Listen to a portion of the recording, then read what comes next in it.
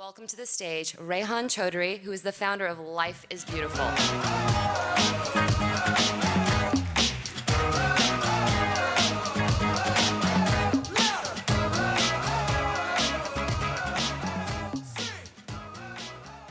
Hi, my name is Rehan. I'm 10 years old, and I'm in the 6th grade. You want to know a secret? I'm in love. I really am. I'm in love with the girl in my class. Her name's Sarah. She's all I can think about. Right now I'm in the back seat of my mom's 4-door Acura Legend and we're driving to school. And I don't even know what my sister and my mother are talking about in the front seat because all I can think about is Sarah. You see, she moved here 2 months ago.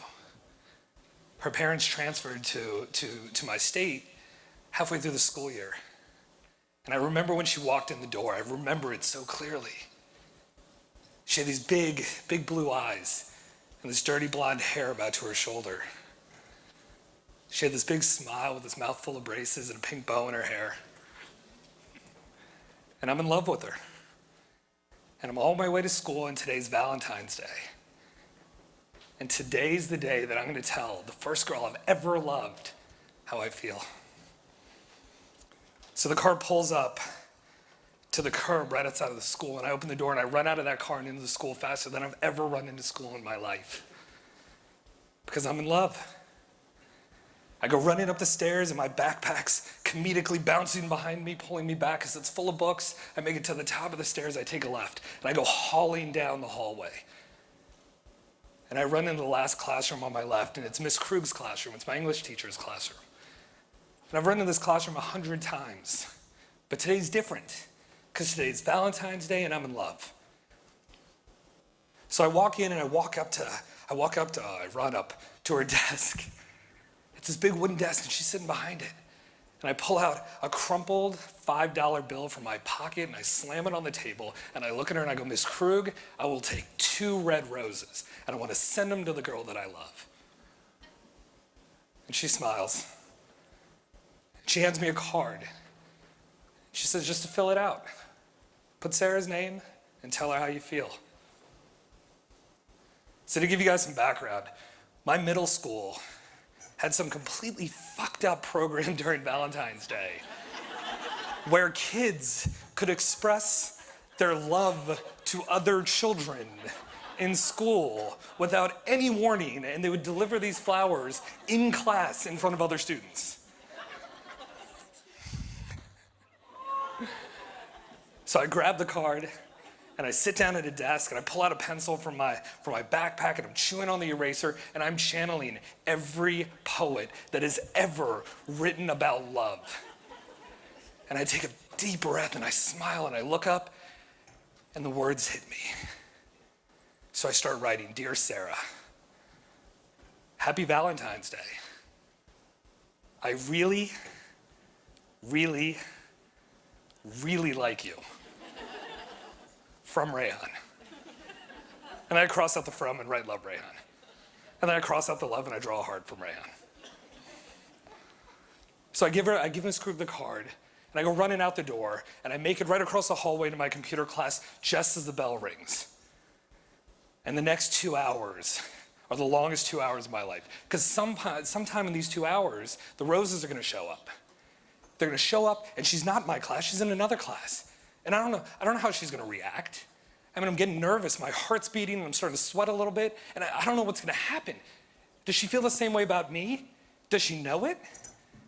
Is she gonna realize it after she gets the flowers? Are her friends gonna be there? Is she gonna come find me? And I'm trying to picture in my head, I'm trying to picture what it's gonna look like, and then I remember a scene.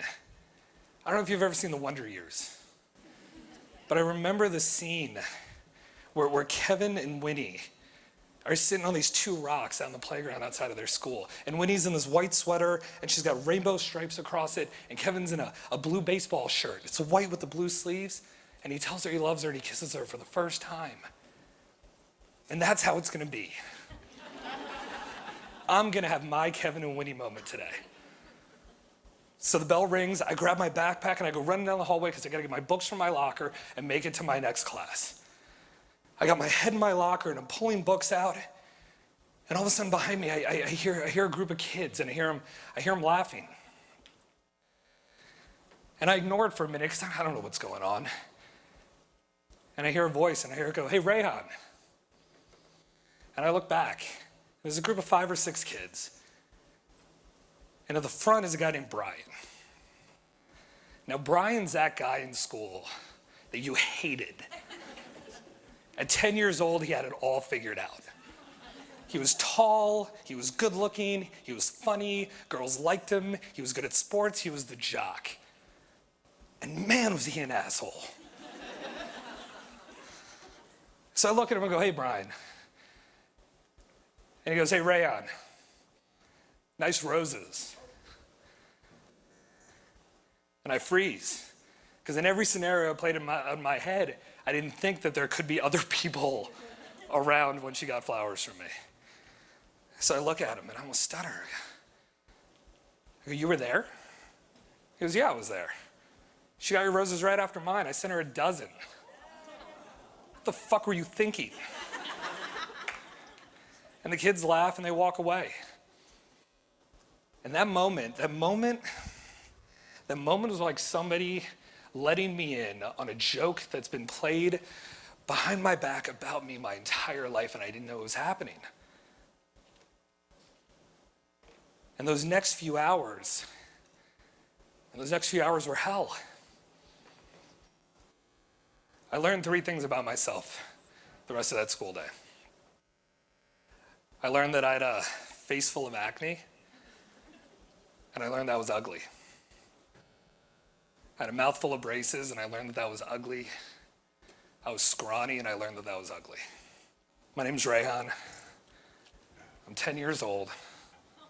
I'm in the 6th grade, and I'm ugly. And the rest of the day couldn't have gone any slower. And as soon as the last bell rang at 3 o'clock, I ran out the front door of the school and into my mom's 4-door Acura Legend, and I cried. And I cried the entire way home. And all of a sudden when I got home, things changed a little bit. I was in this bubble. I was in this protective bubble, and my dad told me I was handsome again, and my mom told me the girls were gonna like me again, and we had dinner as a family, and I went to sleep, and I woke up thinking today was gonna be a new day.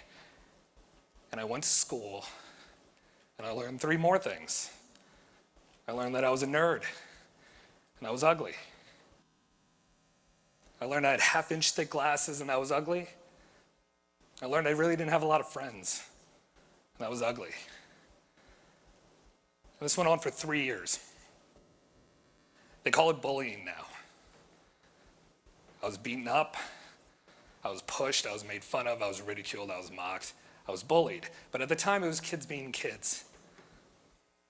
Fast forward to today, and imagine that same 10-year-old going to school, telling the girl that he loves how he feels, and getting the same response that I got when I was 10 years old. Except today, when that kid goes home, he doesn't step into a protective bubble.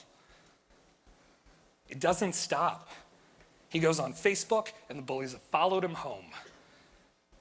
And they're multiplying, and they're posting photos, and they're posting videos. And next thing you know, a video that somebody caught on their cell phone of Sarah getting flowers in a classroom and everybody laughing and her turning red with embarrassment ends up on the internet. 4.5 million people see it. And the comments are horrific. And now a 10-year-old is trapped in this small world of social pain, and there's no way out. And if you think I'm exaggerating, when you go home today, Google a girl named Lizzie Vasquez. She's this beautiful girl who has a disorder that doesn't allow her to gain any weight. And for her whole life, she was beautiful. And one day, she went home and she Googled herself, and she found an 8-second video titled "The Ugliest Girl in the World." And there were 4.5 million views. And there were tens of thousands of comments from people who she has never met and never will meet, telling her to shoot herself. It's not an isolated incident. These aren't exaggerated stories. we have an epidemic.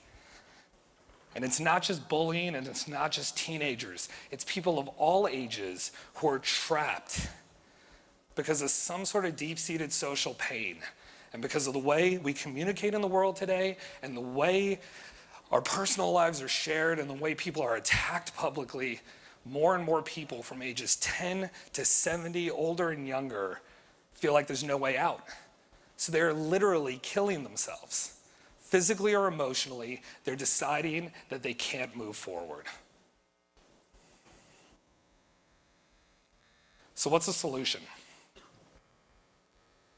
In 2012, I quit my job and I started a company. And the sole purpose of this company was to teach people that there's love on the other side of those walls that you put up. That your social pain that you're going through, while you are unique, your pain is not unique. There are people who are going through it with you. There are people who have been through it, and there are people who have been successful getting on the other side. And the company's purpose was just to share that message. And we started with a meme. We had one purpose. If we could get the words, "Life is beautiful," out to as many people as we could, with nothing else, maybe in people's worst times, maybe in those moments where they were trapped and there was no way out, they could take 3 words that they saw on a flyer or in a magazine or in press or via friends or on social media and believe it, just for a second. And then the second step was the only thing that we knew how to do. After 10 years of events, we created an event. And we called it the Life is Beautiful Festival, and it happened in October of last year, and 60,000 people showed up. And they showed up because of the bands and the chefs and the speakers and the artists that we had. But when they got there, they experienced something fundamentally different. They experienced what it means to love life and to be an additive contributor to somebody else's happiness. So all of a sudden, there was a social currency that was created around what you could do for other people. So the festival ended, and we started planning year 2, which is happening in October of this year. But we ran into a problem. Our core mission was to teach people and prove to people that life is beautiful, but now we got a year-long gap in between the 2 events where we're communicating it. So what do? Created a website. It's lifeisbeautiful.com. And it's the first, what we're coining the social inspirational media site. But the idea is you can go onto this website when you're in a time of need, or you know somebody who's in a time of need, and you can look up video content. Categories like bullying, coming out, fear of failure, finding inner beauty, finding love, chasing a dream. And the idea is you can look at these videos and you can see people who have gone through the same pain, or at least very similar pain that you're going through, or somebody you know is going through. And you can see what success looks like. You can see it on the other side. And maybe for a moment in time, people decide that tonight's not the night that I'm going to end my progress in life, physically or emotionally. Maybe. The topic of the speech was understanding the festival generation. I took kind of a backwards approach to how you understand it. I mean, step 1's defining it. The festival generation to the masses looks like, to the public, looks like millions of people that are ready to pay tickets, pay for high-dollar tickets to go to events together. The reality is there are people looking for additive experiences. They're looking for experiences that are going to make a difference on their life. But unlike festivals and events from 10 years ago, they're not looking to just extract value. They want to contribute as much as they can. They want to be a contributor to that social currency, whatever it is. And the beauty of it is, it doesn't have to be as serious as teen suicide or bullying. There's a festival that's taking place in Vegas this weekend called the Electric Daisy Carnival. It started in LA. 400,000 people are going to attend it. And the reason they're attending it is because Pasquale Rotella came up with an event that people want to contribute themselves to create the atmosphere.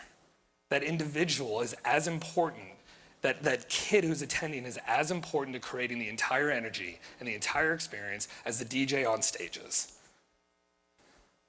And in October, 100,000 people are going to come to Las Vegas for Life is Beautiful, partially because of the talent, but also because there's a social currency that they've created. they're bringing their stories. They're bringing their moments of pain and their moments of triumph, and they're going to share it. So the key to understanding the festival generation is nothing more than this. You're marketing to, promoting to, selling to people. And they go through struggles in life, and they find happiness, and they find love, and they get divorced, and they travel, and they want to experience more, and they want to contribute. And all of a sudden, we're in a generation where if all festivals canceled today, hundreds of thousands of people would flock to the desert and create their own events. So when you go into creating your own experiences, think about that. Think about how the models changed, the times have changed, and people have changed, and it's tougher, but it's also better out there. There are a lot of good stories to tell. Tell good stories. And start today. When you walk out of here, take 1 minute out of your day, 1 second out of your day, and tell somebody, whether you know them or not, that they're beautiful. Think about how much you need it. Everyone around you needs it. And in your toughest times, look in the mirror and believe for a moment that life is full of hope and opportunity, and life wants you to succeed, and life wants you to be happy, and you're going to be happy, and above all else, life is beautiful. We're announcing our lineup in 4 days. Thank you.